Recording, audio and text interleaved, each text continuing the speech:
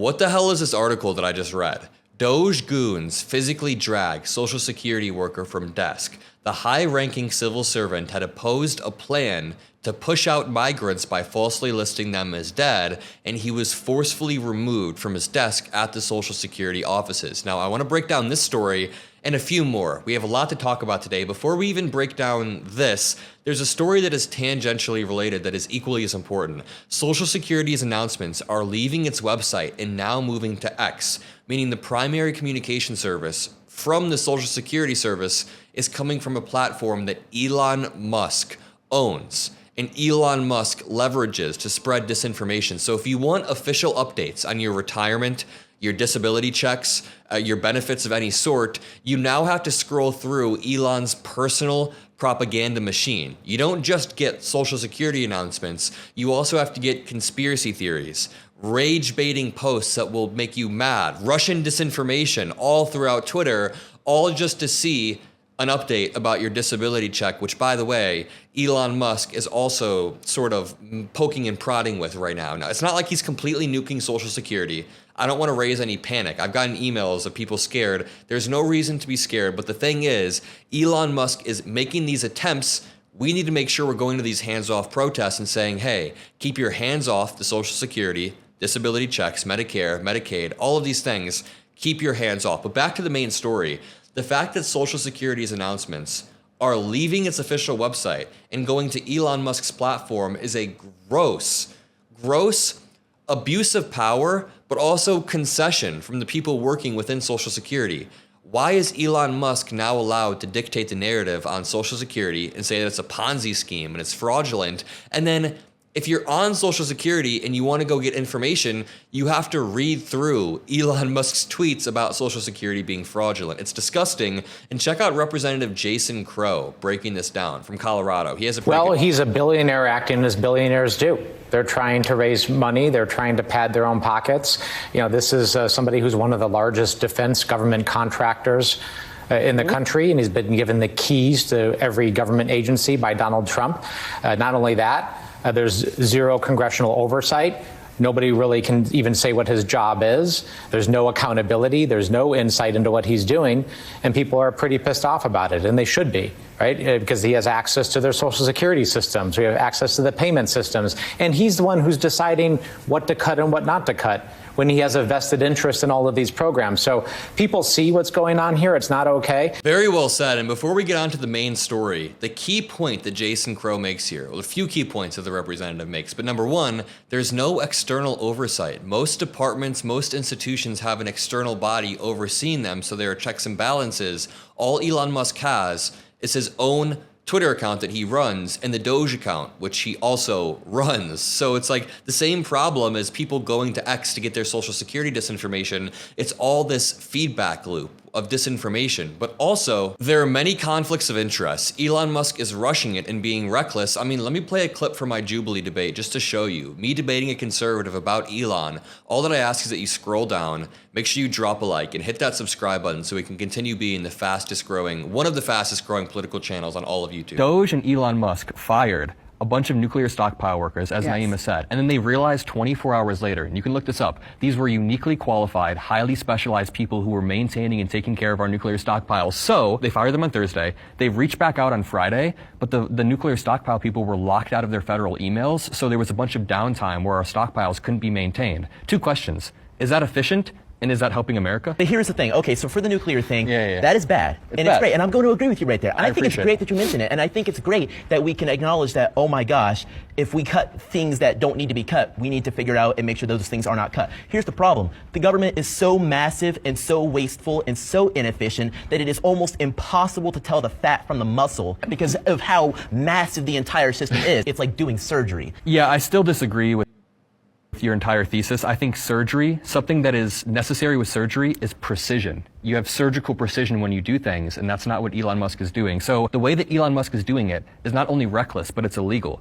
Article 1 of the Constitution gives Congress the power of the purse. So when Elon Musk is using the executive branch to cut things and shutter entire agencies like USAID, you are subverting Congress. You are subverting their power of the purse. 100%. And that ties directly back to this point that I want to make here.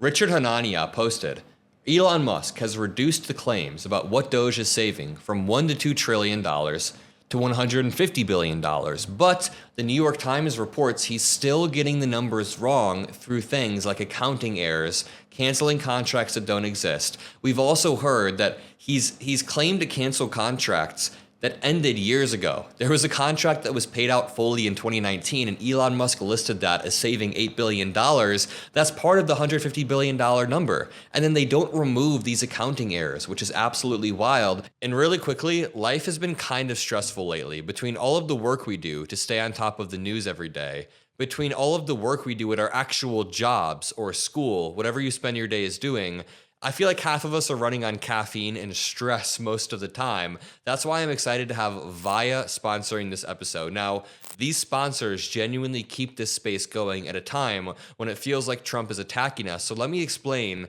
why Via has been a game changer. Via gummies kind of relax me after a long day of working. If I'm locked in making video after video after video, I can take some of their THC-free CBD gummies and it just relaxes my mind. It's just CBD. Now, they also have THC flower. They also have calming drops. They have a lot of things designed to enhance your everyday life in a way that actually works. They have gummies designed for stress or for love or for high energy, all of the above.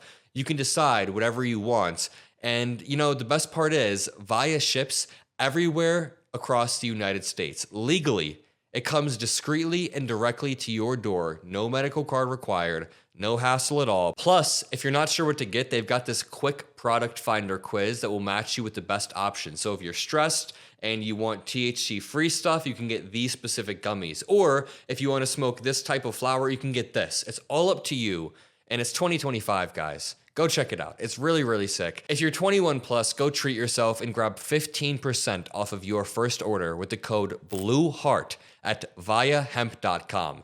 Again, click the link in the description, use code BLUEHEART, and you get 15% off. It is a great, great deal. All of the information is down below in the description. Thanks to Via for making this video possible, and thank you to you guys. And this takes us to the main story. Doge goons physically drag Social Security worker from desk.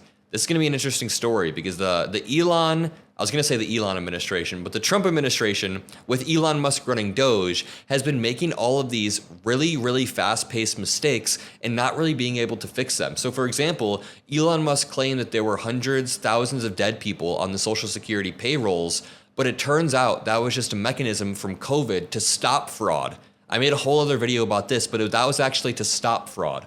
A senior executive at the Social Security Administration was physically dragged from his office this week after clashing with the Department of Government Efficiency, according to the Washington Post. The Washington Post article reads, Trump admin overrode Social Security staff to list immigrants as dead. And again, keep your damn hands off our Social Security. Well, not my Social Security yet, but keep your damn hands off. A senior executive who objected was marched out of his office and put on leave after earlier warnings about the agency's deaths database were ignored. 2 days after the Social Security admin purposely and falsely labeled 6,100 living immigrants as dead, security guards arrived at the office of a well-regarded senior executive in the agency's Woodlawn, Maryland HQ. So at the headquarters in Maryland, they physically dragged a well-respected executive out because he pushed back on their dumb plan. Greg Pierre, who oversaw a staff of hundreds of technology experts, had pushed back on the Trump admin's plan to move the migrants' names into Social Security death database, eliminating their ability to legally earn wages, and officials hoped spurring them to leave the country. Elon, this is not your job. What a massive overreach. It is not the job of Elon Musk or Doge or Social Security to force people out of America, to force people's lives. It's insane. To continue though, Pierre had clashed with Scott Coulter, the new chief information officer installed by Elon Musk. Pierre told Coulter that the plan was illegal, cruel, and risked declaring the wrong people dead, according to 3 people familiar with the events. No.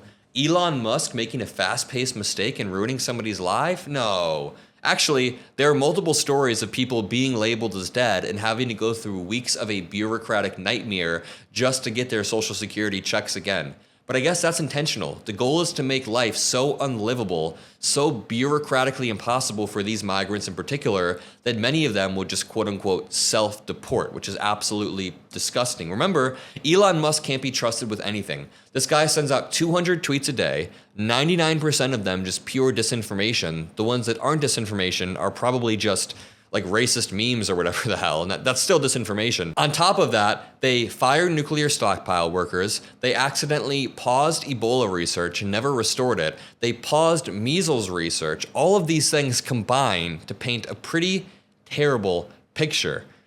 But PR's objections, the guy who was fired, did not go over well with the Trump political appointees. And so on Thursday, the security guards in Pierre's office told him it was time to leave. This is like a microcosm of fascist behavior, using the machinery of the state to target a class of people, and then when somebody sticks up for that class of people, you use security guards to remove them. And I understand that Elon or whoever likely had the right to remove this person, but there's a difference between having the right to remove someone and placing us on a really morally slippery slope because you felt the need to remove someone from the office physically. But I'm gonna leave it at that. As the Trump admin tries to distance himself from Elon Musk and say that he's a political liability, he is still trying to push the boundaries of what is acceptable in America. No billionaire should have this level of power over the Constitution and over people. He has no constitutional restraints at the moment. He has no moral compass whatsoever, and it's bleeding into the lives of daily people. We will end this here. I will see you all in the next video. Make sure you subscribe to help boost the message, and peace out.